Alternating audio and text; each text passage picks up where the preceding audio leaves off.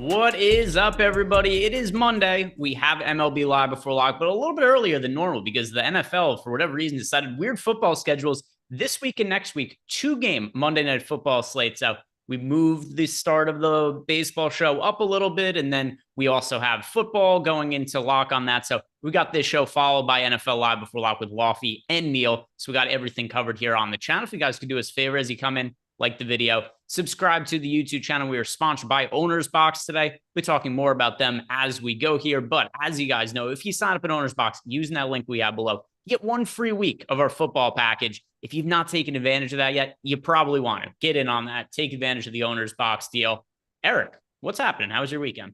It was good. Football was good yesterday, live before lock. I feel like Matt and I couldn't have been more on it. I was obsessed with the Rams and 49ers game, whether it was McCaffrey, Nakua. Of course, Kyron Williams ended up being the late swap option we talked about. Ended up having like the pure nuts just about everywhere, but not together. And that's how it works sometimes in NFL Sunday. Had a lot of Zach Moss, had a lot of Kyron Williams. Felt like the running back position on the cheap end smashed, but then I had too much Josh Jacobs. I had a little bit too much of these pivot wide receivers away from Diggs, away from Adams. And it was just like nothing ended up kind of going together to have all the pieces fit. But hey, it was a successful, profitable NFL Sunday. So I'm ready to rock here again in the NFL and, of course, the baseball streets.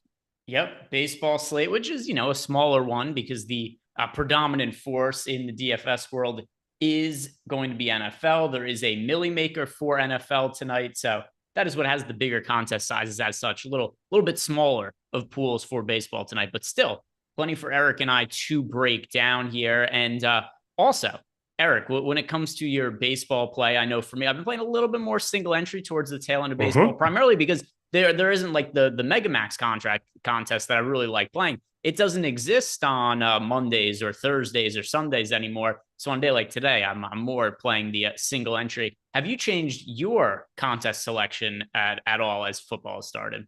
I have, but then today I'm kind of like, this $18, I played quite a bit in it just because I kind of like the 6,500 entry, 25K to first type setup.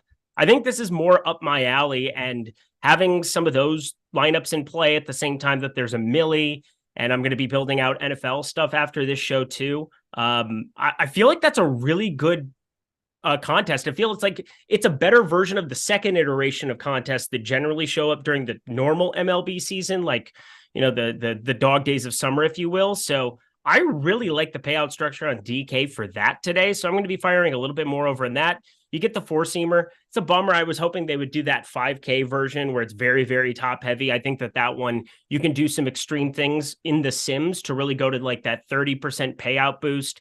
And I think I have a little bit of an edge just based on what I've seen other people doing in contests like that. But I think it's a really good day to be sharp in the MLB streets, and having 8 games, that's more of like my window of games here. This isn't like these 4 or 5 gamers we get on a Thursday with Thursday Night Football. This will be a full-on slate.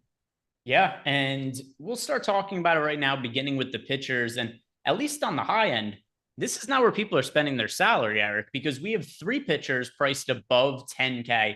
Actually, we might as well just throw Eduardo Rodriguez into this too, because in total, we have 4 pitchers that are priced above 9K on DraftKings. It's Freddie Peralta, it's Zach Wheeler, it's Justin Verlander, it's Eduardo Rodriguez.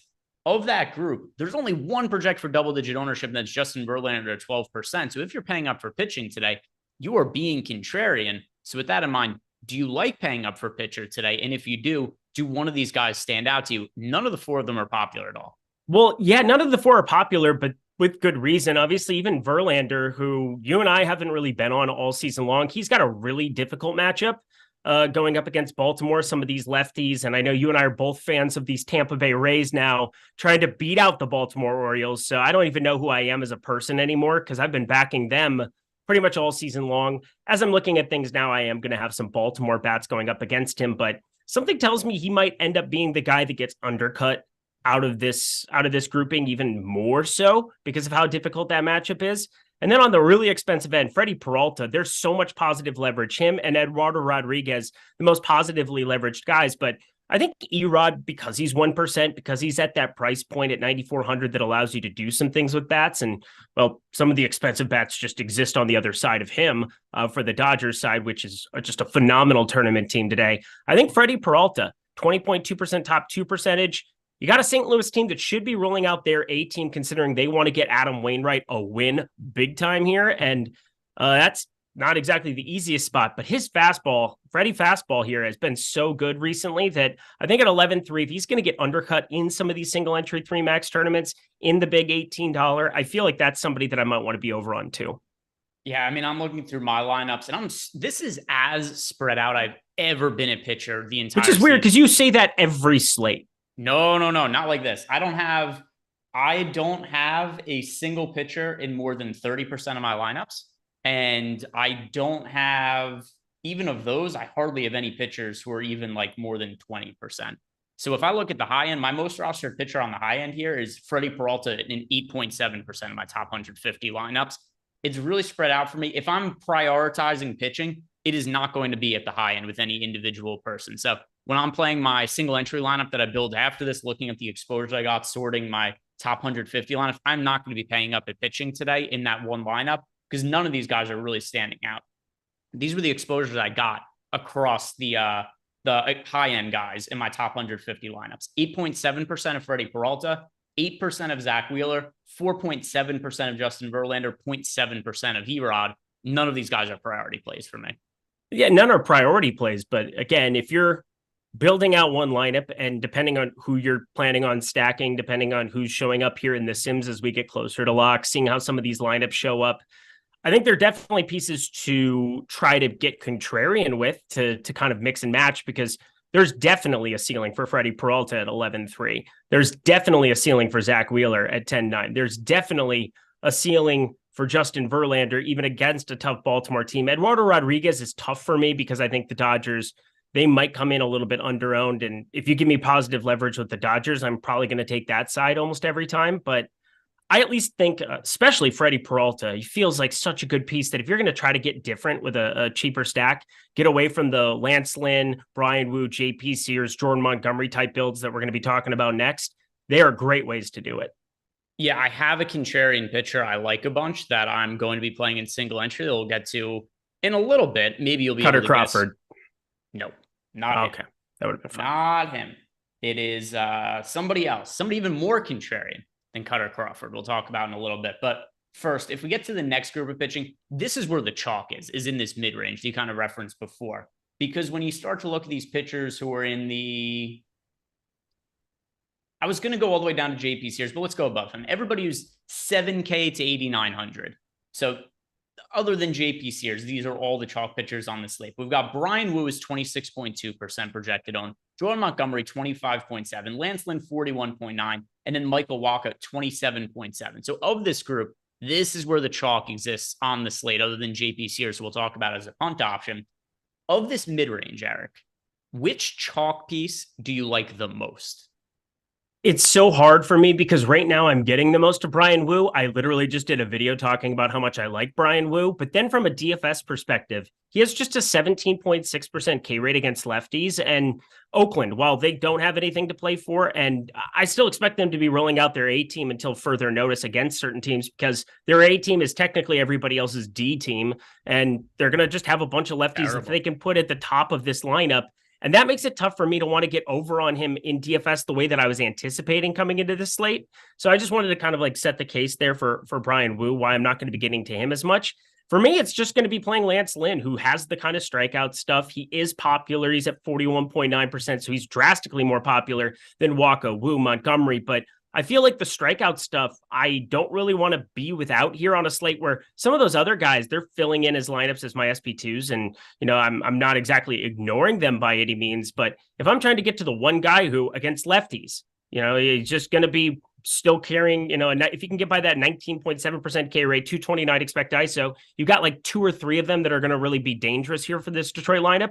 Otherwise, he's got the 27.6% K rate here against righties, and he's going to be facing more of those in the Detroit lineup. So I think he's still the right piece to be getting to. It sucks that the field is there, and I'm going to be pretty sensitive to that when it comes to single entry. Probably not going to be going there in those kind of rights, but right now he is my highest owned pitcher at 38%, even if I'm a little bit underneath the field. Yeah, I'm underweight to the field on Lance Lynn. The one I get to the most in this range is Michael Wacha. So if you look at our projections on Michael Wacha and Lance Lynn, they're very, very similar. We have these two pitchers projected nearly identical. Here's one difference, though. Lance Lynn projected for 42% ownership. Michael Wacha projected for 28% ownership. So with that in mind, I'm right about even with the field on Michael Wacha and then underweights the field on Lance Lynn. He's a very safe play. In fact, if you guys are building a cash game lineup right now, I think Michael Wacha and Lance Lynn are the two guys to go to in cash games. Would you agree with that? 100%. And then for GPPs, particularly single entry fields, I just think Lance Lynn is going to be super, super popular. So unless you're doing something else to differentiate your lineup, in my set of 150 that I ran, I came in underweights the field on Lance Lynn.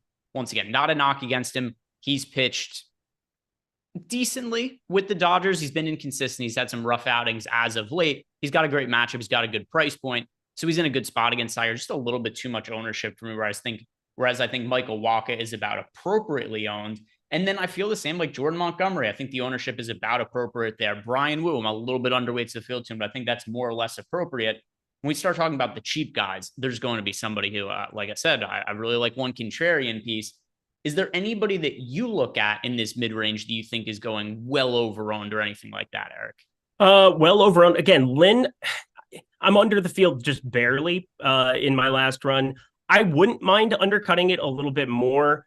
Again, it's one of those slates where like we're going to the mid-range because of what they can get you. Because if we were just worried about straight out upside, more people would be getting to Peralta and Wheeler. Doesn't seem to be the case considering Atlanta's on this slate. Philadelphia's on this slate with some pieces that are expensive. Basically, if you're not playing the chalk of Milwaukee and the White Sox, you're running into a spot where there aren't really going to be savings to be had there. You have Houston going against John Means, who it's fun to be getting to them, but hard to play some of those upside guys. And Lance Lynn, I think he carries the most upside out of these pieces, which is why I think he's showing up the most for me. But that's pretty much ownership independent, and that's a problem. So I need to be factoring in that, I think, a little bit more as I'm finishing up my builds. And I would like to get to a little bit more of Wacha, because right now he's the one that I'm undercutting the most out of this range. And that's probably not the right way to do it. But there's a guy in Michael Clevinger here who's 7,600 that I do like at 4.9%, who's just pitched better and better. And we know Washington isn't going to be phenomenal by any means for a strikeout matchup, top 3 at avoiding strikeouts against right-handed pitching. But he's been drastically better in the second half of this season. So at least looking at Michael Clevinger as a 4.9% owned piece of leverage that's a little bit more expensive than Wu, a little bit cheaper than Lynn and Wacha, that I just seem to be landing on to get different. Cheap guys that we have on the slate, we can group them all together. It is JP Sears, John Means, Cutter Crawford, Kyle Wright, Jonah Don, Ty Block, Adam Wainwright. Of this group, we have 22.2% projected ownership going to JP Sears, and everybody else is contrarian. There's not a single other punt play that's projected for less than 10% ownership. I have a lot of exposure to one of these guys, Eric. I have 25% exposure to one pitcher who's priced cheaper than 7K. So across my top 150 projected lineups, a quarter of them have which pitcher, Eric Lindquist? This is such an interesting thing.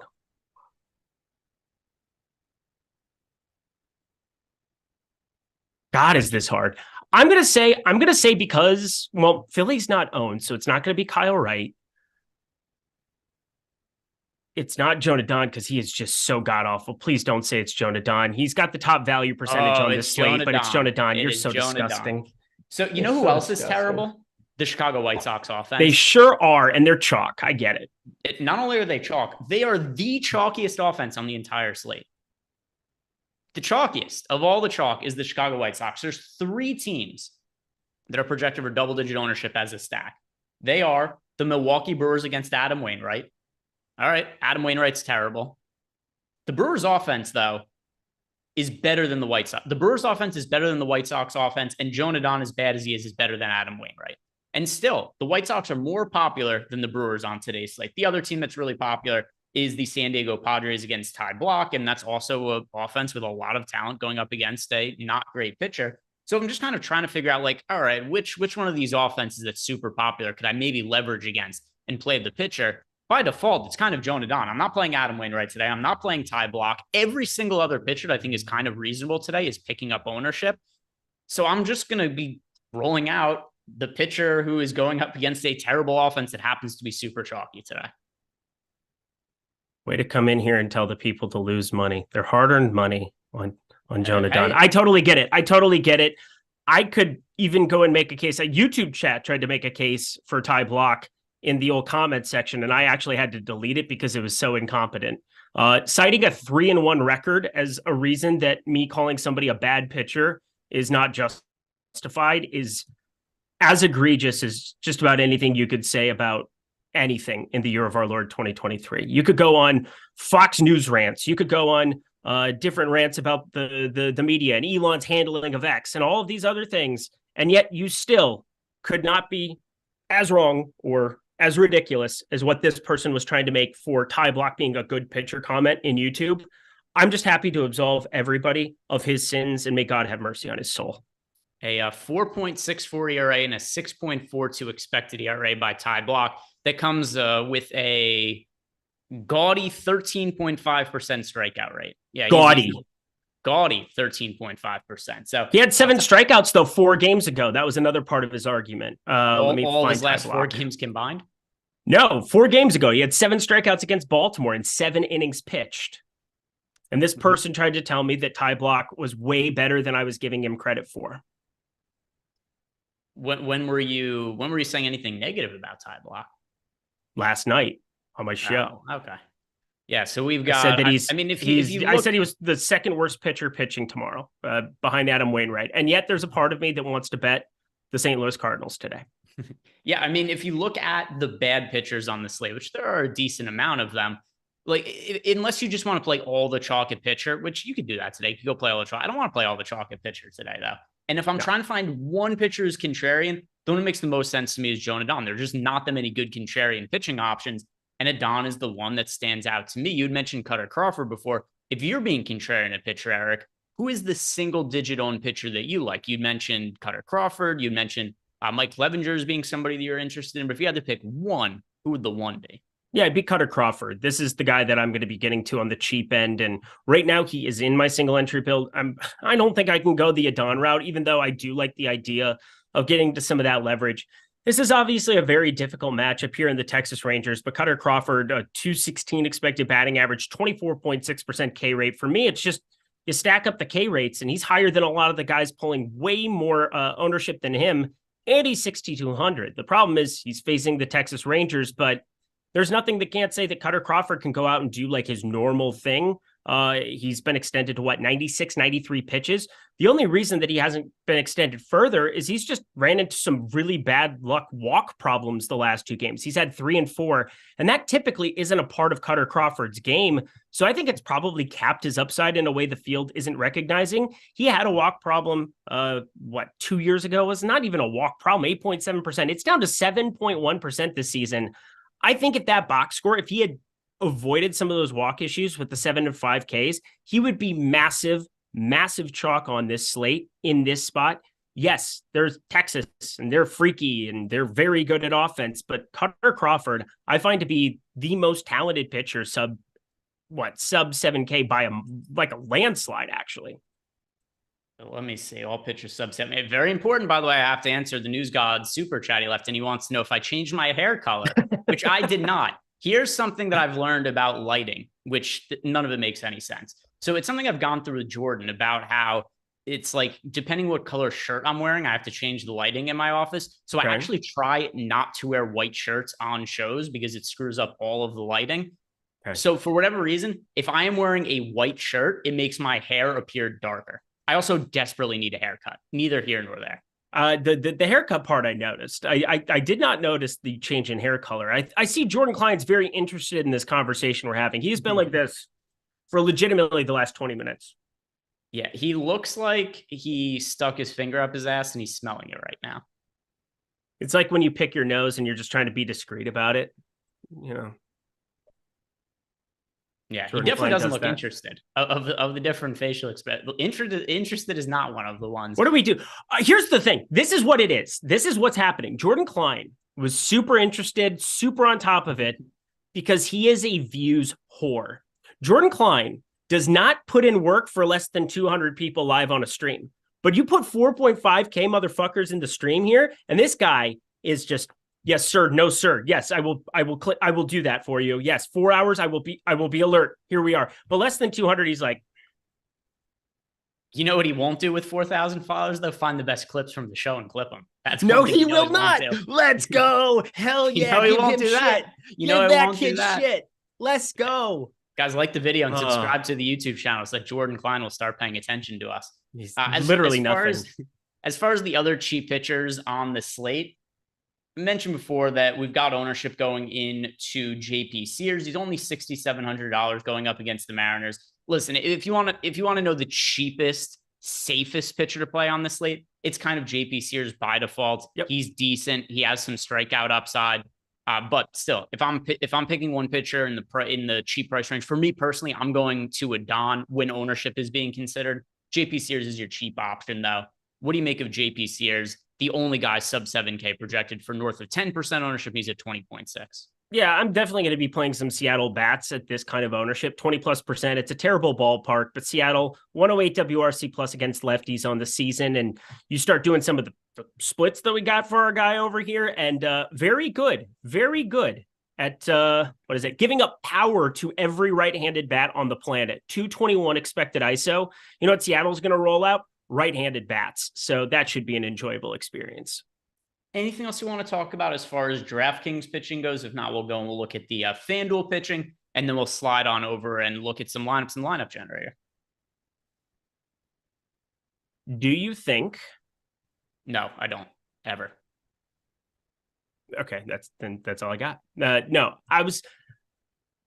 I hate narrative-based betting. I hate narratives. I hate everything that has to do with it. And end of season betting drives me nuts because people will say this team has something to play for, this team doesn't, as if books can't factor that in with the numbers. Or for me, the only thing that's really assumed is that there's one lineup that's going to play their A team, their best possible lineup in spots because they want to win baseball games like the Seattle Mariners. And then there's a team that if anything does come out different, you could expect it to be different because they don't have anything to play for other than to develop young talent, looking at Oakland on the other side. So I'm saying that, like, for me, from a betting purpose, that's something that I can kind of generate from. Adam Wainwright is at 199. He's trying to get his 200th career win. He's got a concert coming up in a week and a half where he's debuting 3 songs and he wants to be like a country singer and all of this shit. But I think there's going to be opportunities to stack up a ton against him and at the same time try to play Adam Wainwright because I think he's going to get massive leash because, like, who cares if he tears his UCL? Who cares if he goes 120 pitches? Like, if he gets in jams, if there are problems, what you're getting is 5 innings no matter what of a 5K Adam Wainwright if they're not down 8-0. Like, Adam Wainwright has so much leash for the next week and a half, 2 weeks, that it's insane. And I think at 5K, if he's going to be 1% owned and nobody's going to click on him, and you're zeroing out your salary, it gives you access to something that otherwise, I think that there is more case to play Adam Wainwright in these last 3 weeks than what there has been on just about any slate besides like a 2 or a 3 game slate all season long. Did you just hit me with the he's becoming a country music singer narrative? He sure is. I'm just saying, like, the guy is obviously like trying to develop this next portion of it. Something tells me I should just play him in this spot at 5K on an 8-game slate. And I'm trying to justify it in some way, shape, or form in my brain. And it's just like, I don't like the person that I'm becoming. I don't enjoy this feeling inside of I need to stack against it, but everybody's playing Milwaukee. So I guess he's kind of my Jonah Don. They both suck. So I'll just take the guy that I know is going to pitch 105 pitches, 110 pitches if he's down 3-0 in the 4th inning. Like, he's still going to keep pitching. I can't imagine that they pull him before the 5th inning ever if it's remotely competitive for the next 2 weeks. That to me just means he's going to score more negative fantasy points if he stays in the game longer. He's got a 7.95 ERA this year. I know. 7.75 expected ERA. His strikeout rate 11.3%. I'm aware. Greg, just say that him at 1% is better than Jonah Don at 4%. I will not say that because I'm playing Jonah Don and not playing Adam Wainwright. I'm playing Adam Wainwright because I have problems and I need help. And the only way that I will...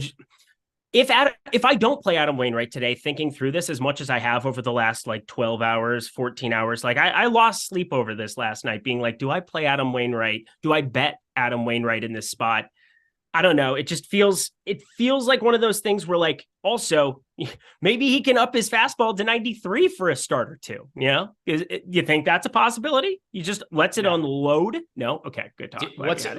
Real question? What do you think is the hardest fastball he's thrown all year? His average fastball velocity is 85.9 miles per hour. I know. I'm guessing it's 91.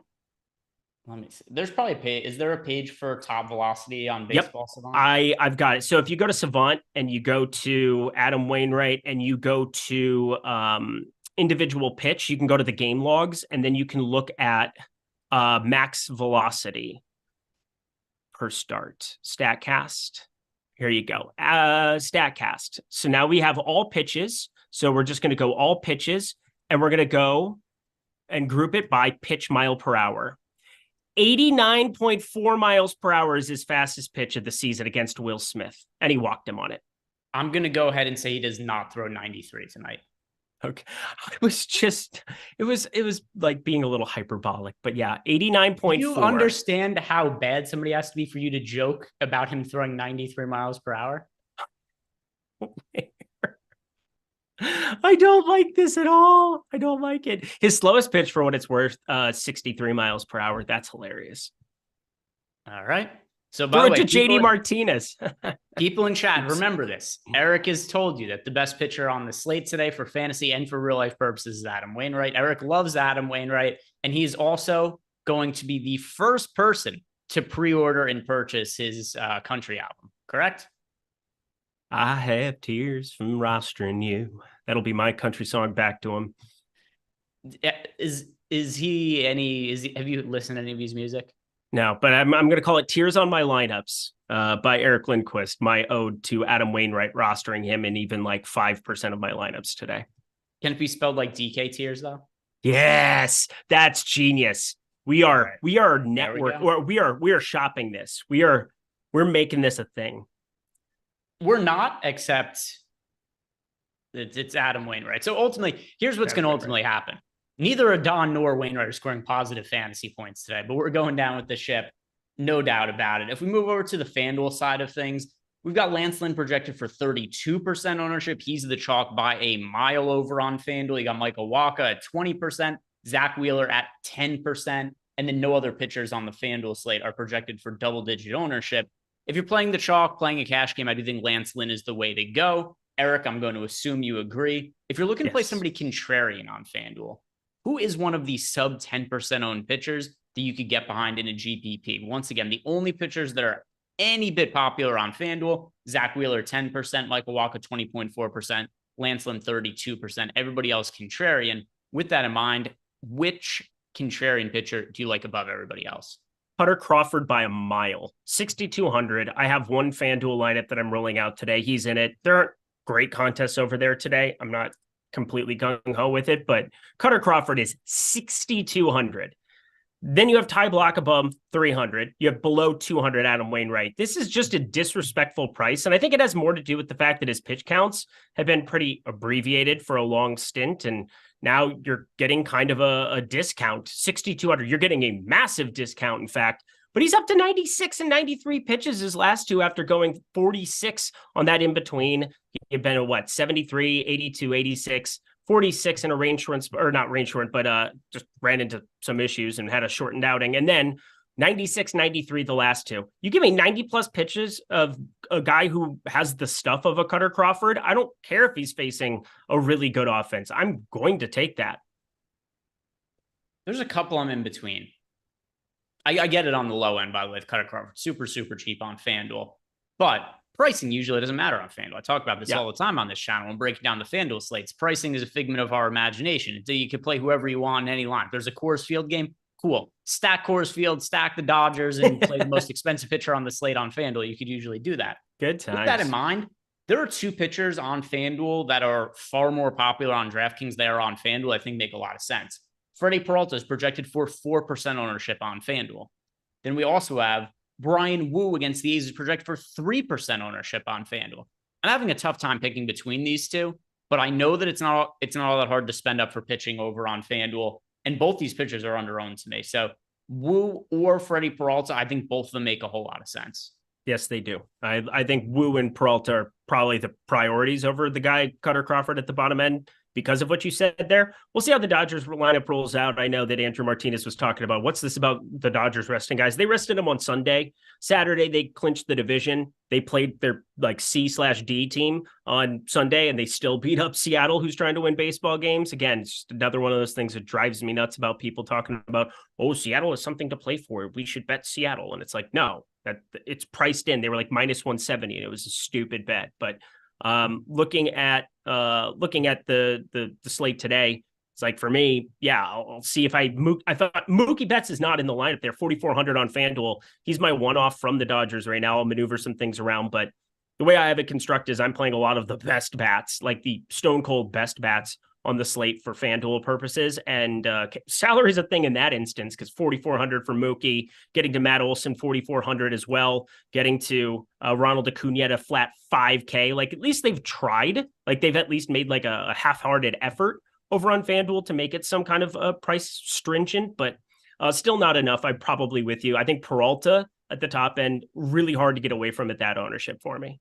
We got Malukar in the chat who says, don't mention Seattle. Well, sir, you just mentioned Seattle. That's how these things work. What are we supposed to do? Pretend they don't exist? There's only a handful of games. Oh, God.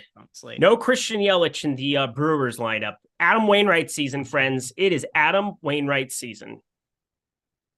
It is, or is it Josh Donaldson season? This could be, he's batting seventh because he's so dog shit too. Is Adam Wainwright versus Josh Donaldson the most washed pitcher versus hitter matchup you could make in 2023? I don't know, but like, how do they both lose at an at bat? What's the scenario where catcher's interference? There you go. That's what we're predicting. First at bat, when you're live betting it there on the old DK app, like I know way too many people like to do, don't do it. It's really bad odds. But people, wherever the catcher interference button is, press that one. Press that one. I know they don't have one, but that would be awesome. Catcher's interference. Let's see. What are the actual options there? And Jordan, get the lineup generator ready, because we'll build some lineups. Walk, there's single, there's extra base hit that can be encapsulated with home runs. Is there reach on an error? No, there is not. Okay. Not my understanding. Sick Mosh in my Discord. He loves to post himself some of those. My guy. We don't need to do that. I know you're super sharp. He's been doing a great job in DFS, like his lineups that he's been rolling out in cash games. I know he really enjoys that. He's asked some really smart questions about that. But my friend, do not live bet baseball. Do not do it. Let's see. Where is they don't even have an option for Josh Donaldson anyway. So they don't have an option. They don't have an option. So there is no choice for him to reach base via an error. But let's go ahead and build some lineups in the lineup generator. We'll do it for DraftKings. We will do it for FanDuel. And if you guys are looking to sign up for the first time, use the link below. Get access for less than $10.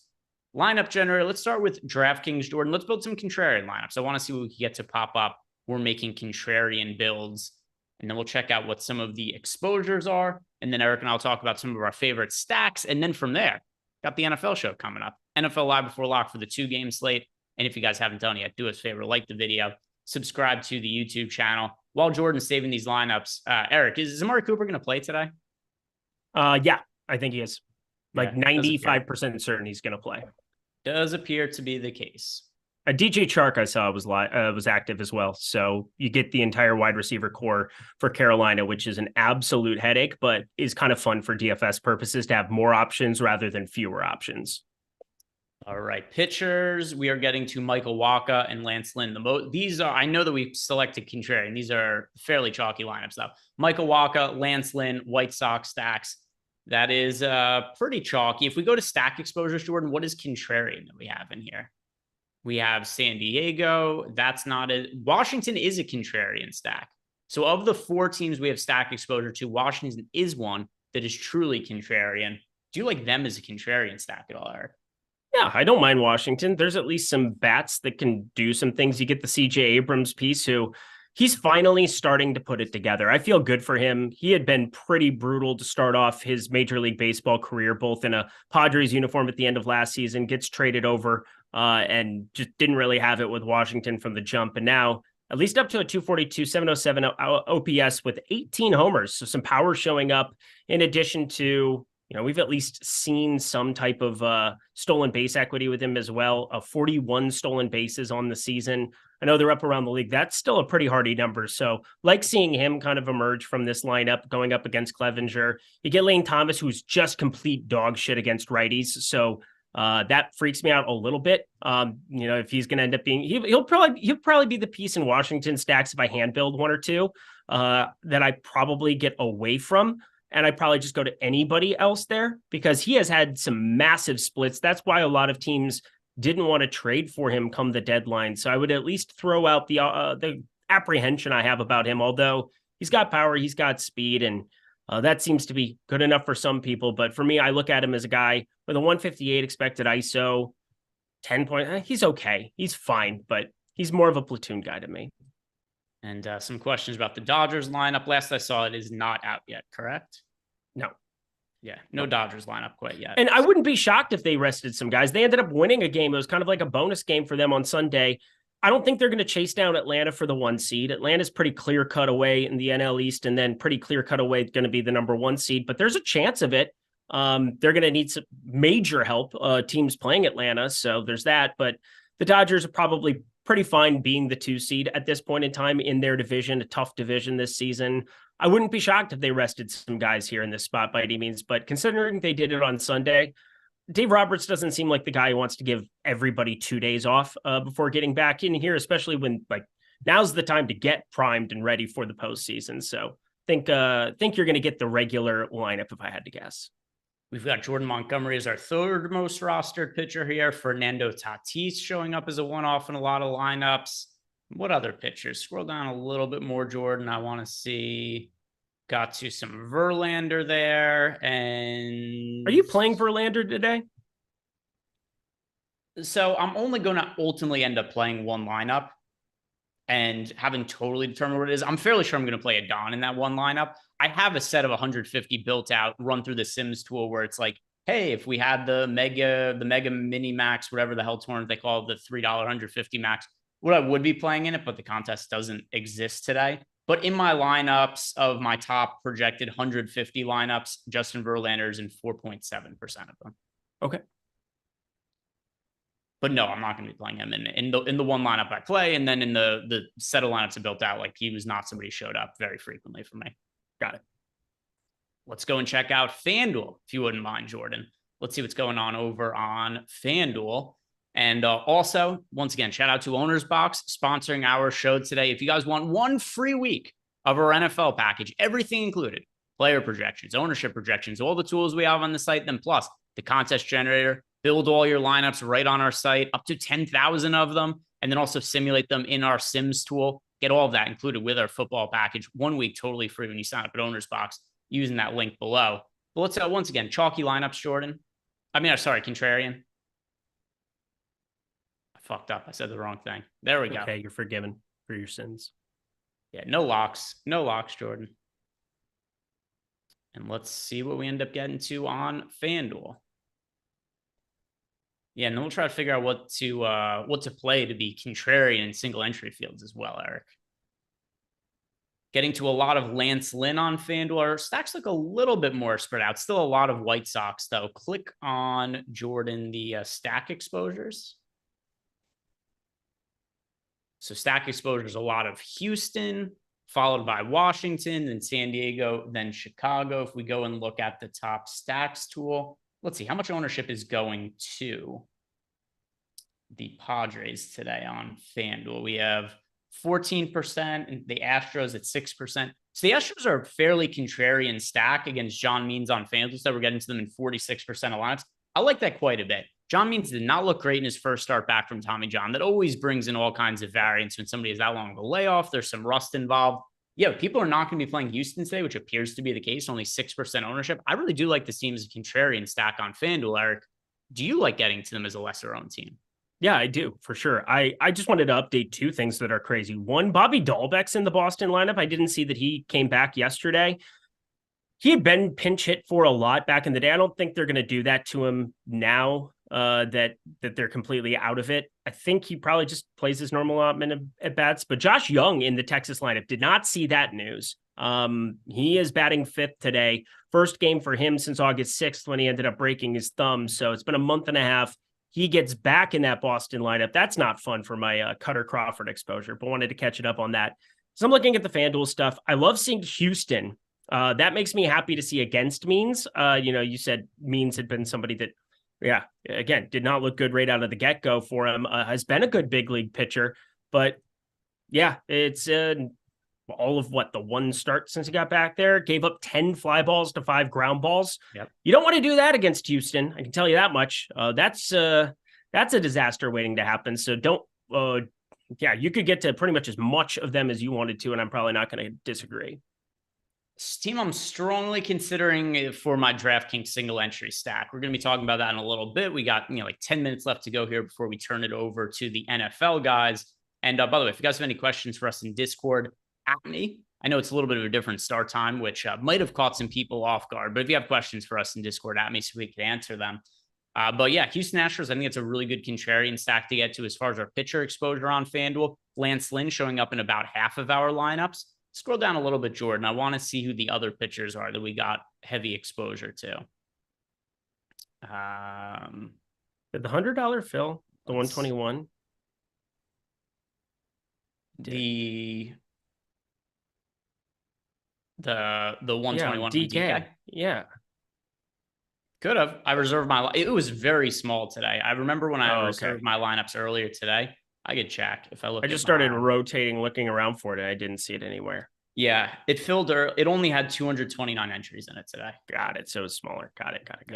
Yeah, it's going to be very condensed ownership. Well, I guess I'm doing exactly what I said I was doing. Just playing a bunch of lineups in that $18. Why not?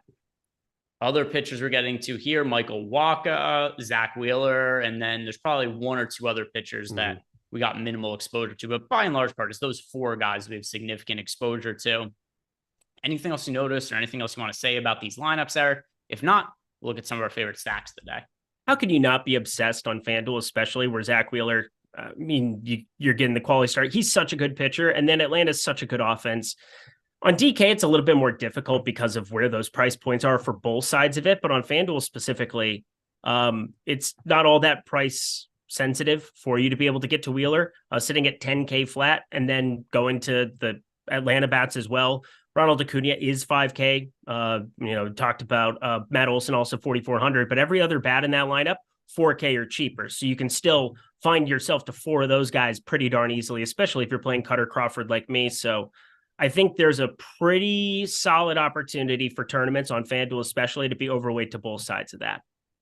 All right, let's go ahead and start talking about our favorite stacks for the day. But first, let's just discuss the chalk on the slate, which we brought up earlier in the show. It's changed a little bit, but what's changed about it is the teams that were expected to be really popular have only become more popular. So Jordan's about to scroll down a little bit and show you guys that on screen, but the White Sox are 15% owned. The Padres are 14% owned. The Brewers are 13.5% owned. So these 3 teams are making up a little bit more than 40% of what the field is doing. Nearly half of the field is stacking the White Sox, the Padres, the Brewers. Of these 3 teams, Eric, which is your favorite chalk and which is your least favorite chalk? Well, Milwaukee's my least favorite chalk going up against Wainwright. I expect them to be extremely popular. And now, of course, I'm talking, this show is just going to be a disaster that this lives on the internet forever. I'm not a fan, but I would say the White Sox are pretty prominent too. I know that that's a side that you're not on if you're going to be 25% of done, if you're going to be looking at making your one lineup with Jonah Dunn.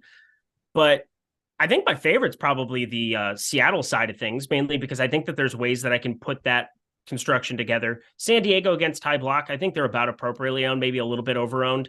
They look like the most overowned in our top stacks tool here. So that's going to be a little bit different for me. But I think Seattle for me, just because JP Sears is popular amongst these guys. No other starting pitcher on the other side is over 5% amongst these chalky stacks. There's leverage, serious leverage by getting to Seattle there, and I want it. So I like Seattle. You didn't answer the question, though, because So which ones do I like, and then which ones I don't? I don't of like the three chalky heads. Of the three chalky teams, you dunderhead. Well, the White Sox, the Padres, the Brewers. You don't just get to pick a contrarian team. They're not contrarian. They're the fourth highest owned team on the slate. Seattle. I thought we were just talking about the chalkiest ones. 7.9% ownership. Oh my God. Milwaukee's my least favorite. Oh my God. San Diego's my favorite. There you go. Happy? No, no, not at all. Because you're not. It's like doing a show with Adam. You're not listening. Look, Jordan's turning off his camera. I'm literally listening to everything you say, almost like too much. So some would argue too much. I listen to you.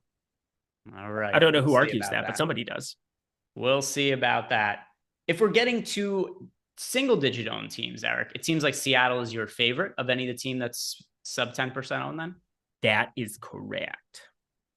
It's going to be the Houston Astros for me. I love Houston today too. They're my single entry team. It's for a lot of the reasons you had said before in terms of how many fly balls John Means allowed in his return start. You know, it's just so much variance with somebody coming back from a long layoff, Tommy John surgery. Even before he got hurt, this was an up and down pitcher. He looked great at times. Then he looked terrible at other times. Part of that might have been due to fatigue in his arm and him wearing down. We just got this super talented Houston Astros team that's only going to be 4% owned today. That's a team I really like being overweight to. If I had to make lineups right now and submit it, Houston would be my single entry team. They are my single entry team that I'm looking at right now. I've got them, and I've also got Gunnar and Adley Rutschman in that lovely lineup. All right, I can get behind it because that's what I'm leaning towards doing. We'll see what the ownership looks like, in an hour or so. But as of right now, I do think that that's something that is a really strong preference for myself. So what are the teams outside of Seattle, outside of Houston, that are projected for single digit ownership that you're finding yourself getting some exposure to? Yeah, it's the good offenses is probably the best way of putting it. I love getting to the Dodgers against Eduardo Rodriguez. He said, no. He didn't want to come play for the Dodgers. Probably a shitty feeling for that front office to basically get the veto on a trade from Eduardo Rodriguez.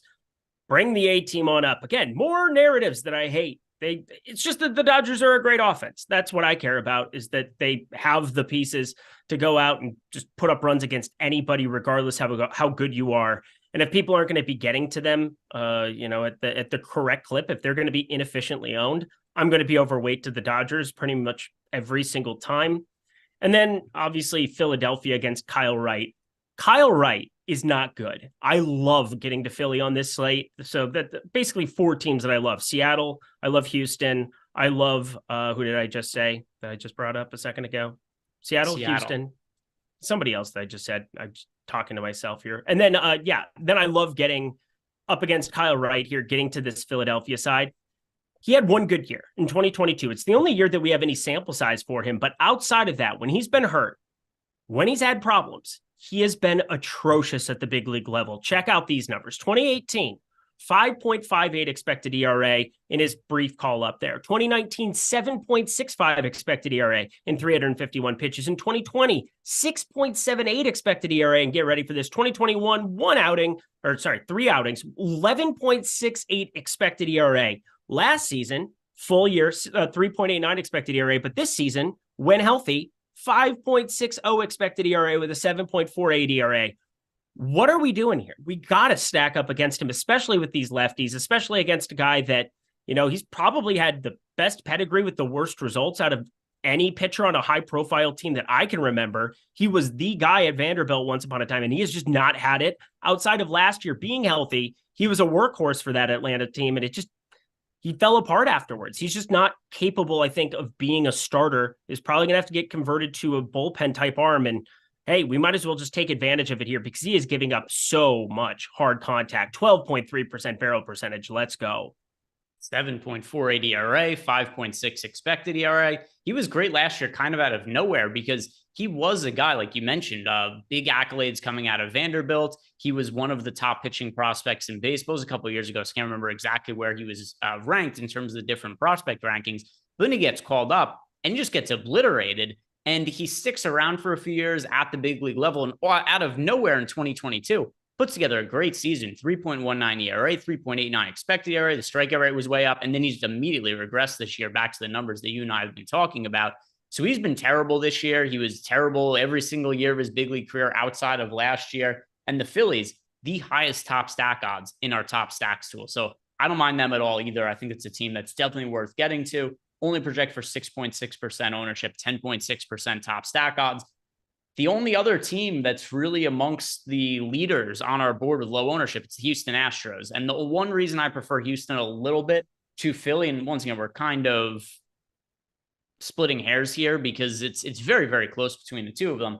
But the Houston Astros do have 4.5% projected ownership compared to the 6.6 for the Phillies. So they're going to be a little bit more contrarian, but both of them are teams that I really do think make sense to get overweight to. Are there any crazy contrarian teams that are projected for like 1, 2, 3% ownership? Do you have any kind of interest in? Yep, I knew you were going to ask this, and this is the team today for me. If I'm getting different here in tournaments as I've been building out my lineups here, I'm going to Colorado against Michael Wacha. He's pulling a ton of ownership, and he has a pretty obvious path of getting blown up. Talked about it for the Dodgers outing where he did get blown up and almost won across the board in that on that day. But a 2.10 expected ERA against right-handed hitting on the season. He's been better against lefties, both in terms of strikeouts and in terms of expected ISO. And Colorado, they're going to probably still roll out. Well, here is the lineup, but that's helpful for me. Charlie Blackmon, Nolan Jones, Ryan McMahon. Those are your only 3 lefties. They did a pretty good thing. I was hoping that, again, these are their 3 lefty bats you would expect to be in a lineup against a righty. And it's not like anything north of a minus, like a 150 expected ISO is like, oh, these guys are good enough where I still think that they can get there for you. But I love the multi-positional eligibility, Chris Bryant. I love Montero now that he's been moved up in the lineup, batting cleanup against lefties, batting 5th today against a righty. Elias Diaz catching option. This is a team, yes, the ballpark sucks going into San Diego, but there's a very obvious problem in the pitching profile of Michael Wacha that I want to attack if the field's not. Yeah, and let me see for me. If I'm looking through my lineups here, it is... I do have some super contrarian teams that I'm coming in a little bit overweight to the field to. I guess the one I'm going to have to say is the Oakland A's going up against Brian Wu. The A's have no ownership going to them at all. One thing that is nice about Oakland also, they have the 2nd highest top value odds of any team for us on the entire slate. If we get, like, here's who you want to target from these lefties. That's what Brian Wu struggled with this year. He's been lefty dominant against righties, less so against lefties.